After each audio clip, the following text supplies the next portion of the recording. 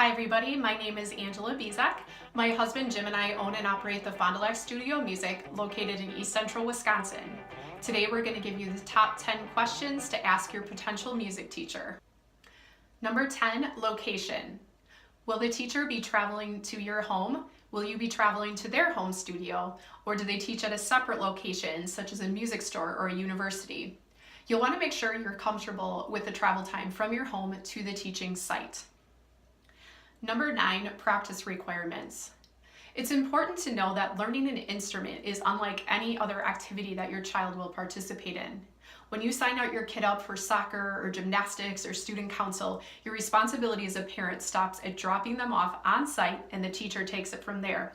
While this is also the case with learning a musical instrument, there is also a practice expectation at home. Learning to read music is like learning to read a book. Much like reading, there will be classroom time, there'll be homework expectations, and charts designed to make sure your child is staying on track. The more your child commits to what their teacher is asking, the better musician they will become. Make sure you're clear about what your new teacher's practice requirements are, and be sure you're able to commit before jumping on board. Number 8, credentials. Don't be afraid to ask your new teacher for their credentials. Ask them how many years have they been playing, how many years have they been teaching, what's the highest level of education that they've received, do they have a degree in music, are they a state certified teacher, do they participate in continuing ed.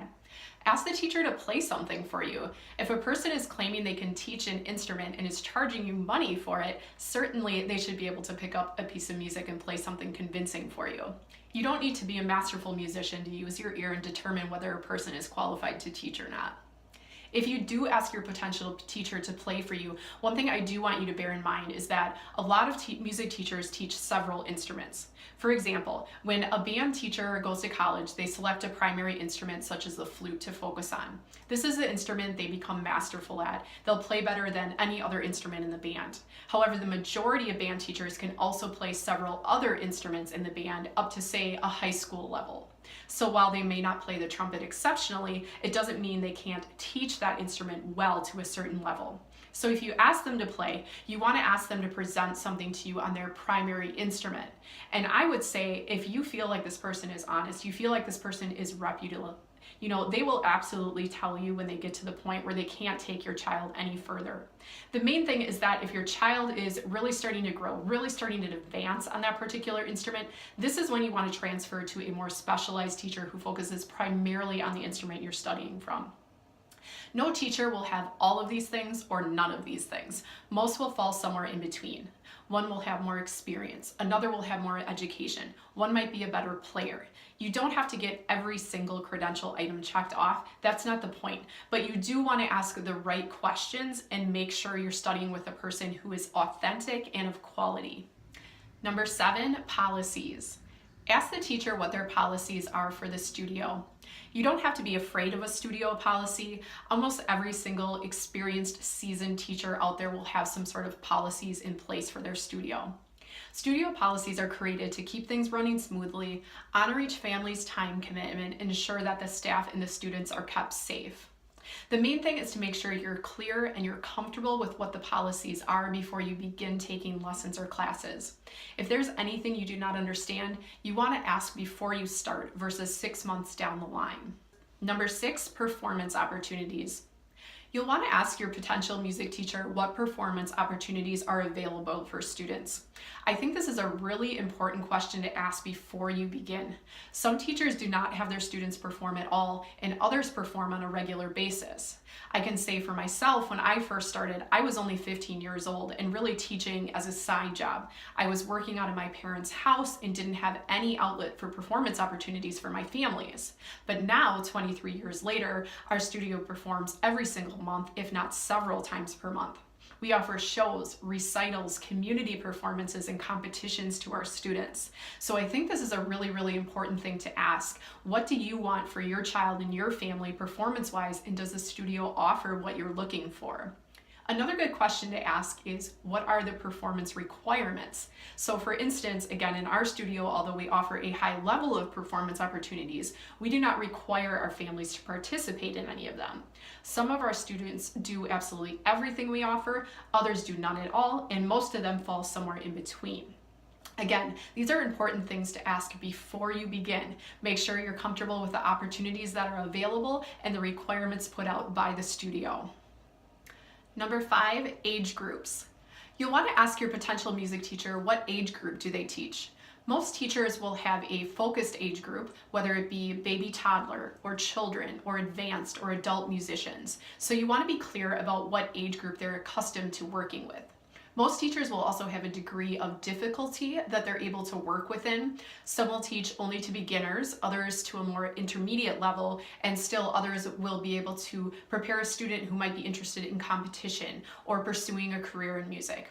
Now, if you don't mind switching teachers over the years, you can basically start with any beginner level teacher. However, if you're looking for someone to teach your child from the beginning all the way to the advanced stages, you want to make sure you find a teacher who can handle the difficulty of the music you're looking to study from now until the future.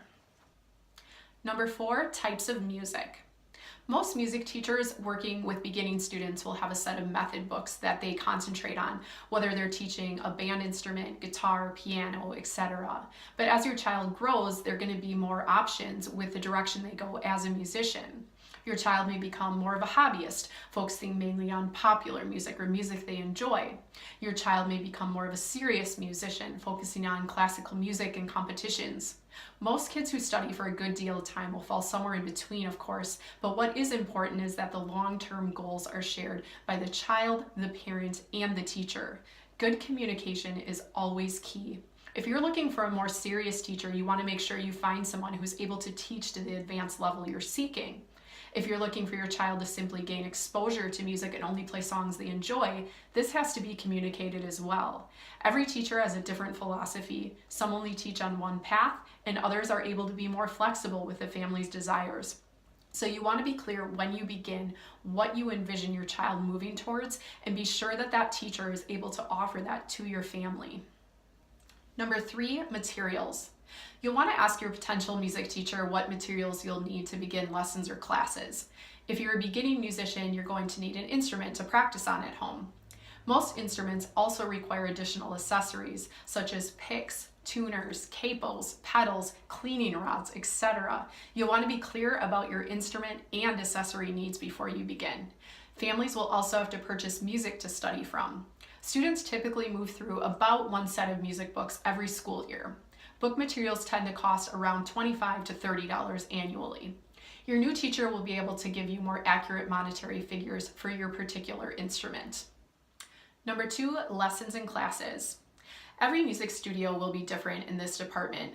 Some studios only offer private lessons, other studios only offer classes, and some offer both.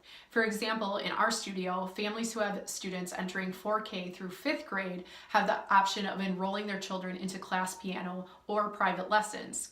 Class piano builds musical community, gives children early exposure to music, and allows families to try out an instrument without an exceptional cost on their hands. Once students move into 6th grade, however, they graduate out of class piano regardless and enroll in private lessons. At this point, we start to see a greater difference in abilities and practice habits. They begin to choose their own path, and we move towards more independent learning. Again, every teacher will be different in what they offer. You'll just want to look into your options and find the studio that best fits your family. Number 1, price. Price, of course, is the number one thing that new families always ask about. How much is it going to cost? My best advice for your family is this: like anything in life, you get what you pay for. We live in the Midwestern part of the United States. That's where our studio is. So things tend to be a little bit cheaper here than other parts of the country. But music lessons can be found here, I would say, anywhere from about $8 a lesson to $40 a lesson, which is obviously quite a substantial difference, right? So what does that look like? Why is there such a big difference in cost? What factors determine how much a teacher charges? I'm going to try to paint you a bit of a picture of what an $8 lesson might look like and what a $40 lesson might look like, so you have some idea of why there's such a discrepancy in the cost. Now, if you're paying about $8 a lesson, this is what it might look like. Your teacher is someone who played their instrument maybe until 8th grade. They themselves play to about an intermediate level. They don't hold any true education. They work mainly with beginners and most likely teach to people they know personally. The instrument they teach on might be of questionable quality. The teaching environment might be distracting. The teacher may be dealing with children running around or a crying baby or eating dinner while they're teaching. Often there is little to no professionalism on the lower end of the spectrum. That all being said, if $8 a lesson is all you can afford, that is somewhere to start. Now, on the opposite end, this is what a $40 lesson might look like. Your teacher has their PhD. They most likely are a doctor of music. You travel to their university office for lessons held on an instrument that might cost more than your house. No joke. Your teacher might be preparing you for elite level competitions or auditioning to get into some of the best music schools in the country. A student studying with someone like this might be attempting to get into something like Juilliard or Berkeley. The student might be looking to perform professionally in the future. Your environment is going to be regimented, serious, and highly professional. Now, these examples, of course, are extreme, but most teachers, I should say, will fall somewhere in between, right? But it's important to know that there are all kinds of different factors of why your family will pay a lower or a higher rate. A teacher's professionalism, their ability to connect with children, their level of education, their experience level, their playing level will all determine a price point. Likewise, the professionalism of the studio itself, the learning environment, competitions, and performance opportunities that are available will all come into play. You will need to determine what the value of music is in your family's life. And once you've determined that, that is the time then to find a teacher and a price point you are comfortable with. My final piece of advice in your music teacher search is simply this. There are quality, hardworking, passionate music teachers everywhere, and I mean everywhere. Some teach 3 students, some teach 75. Some are easy to find, and some you may have to send a search party out to locate. My point is the quality of a music teacher has nothing to do with numbers, how much they advertise, or how visible or invisible they are to the community around them. What is important is they possess the qualities your family is looking for. We have a music teacher here in Fond du Lac. Her name is Helen. She is 80 years old. She is one of my favorite people in the world. She's a person who is technically no longer accepting students. However, if you happen to run into her at church or in the line at the grocery store, or you happen to be walking your dog and you just happen to mention that you're looking for music lessons or your child is looking for music lessons, she just might take you on. She's one of the most passionate, knowledgeable, beautiful souls I have ever come across. I've always said, if I wouldn't be here anymore, this would be a person I would love to teach my own daughter. She doesn't do this anymore for money, okay? She just loves music. She loves teaching. And at 80 years old, she is still working with that same fire, that same passion, that same love as the day she started. It's a kind of excitement every single one of us aspires to in our careers, right? To love what we do every single day of our lives. Will you find a Helen?